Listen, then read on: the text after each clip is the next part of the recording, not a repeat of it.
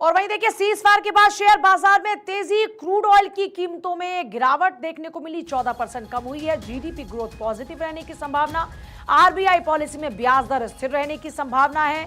तो ये बाजार के लिए अच्छी खबर है। जैसे ही सीज फायर का ऐलान हुआ, सीज फायर के ऐलान के साथ ही वो खुशी बाजार में देखने को मिल रही है। एक तरफ जहां क्रूड ऑयल की कीमतें 14% कम हो गई, तो वहीं जीडीपी ग्रोथ पॉजिटिव रहने की संभावना है। आरबीआई पॉलिसी में ब्याज दर स्थिर रहने की संभावना है।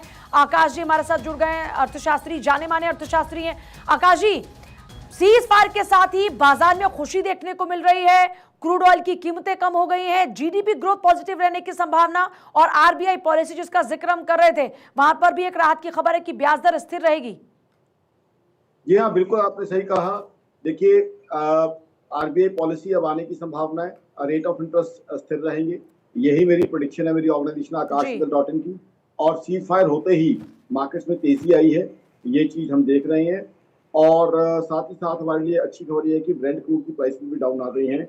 ये बहुत अच्छी खबर है। अब हिंदुस्तान के लिए ग्रोथ दोबारा से शुरू होगी और जो थर्ड बिगेस्ट इकोनॉमी बनने का सपना है उसकी तरफ हम जल्दी आगे बढ़ेंगे। और क्या आज प्रेडिक्शन करना चाहते हैं मौजूदा स्थिति को देखते हुए? तो मेरे हिसाब से अब हिंदुस्तान के लिए ग्रोथ का नया सूरज उगेगा, क्योंकि अब जो है हमारे पास क्रूड ऑयल आता रहेगा, गैस आती रहेगी। तो मुझे नहीं लगता अब हिंदुस्तान की ग्रोथ रुक पाएगी। और यही मैं कह रहा था कि वॉर के बाद हिंदुस्तान के लिए बहुत अच्छी अपॉर्चुनिटीज और ग्रोथ है। धन्यवाद। बहुत शुक्रिया सर जुड़ने के लिए हमारे साथ में। तो देखिए, कुल मिलाकर भारत के लिए एक अच्छी अपॉर्चुनिटी होगी, इस बात का जिक्र जाने माने अर्थशास्त्री करें। छोटा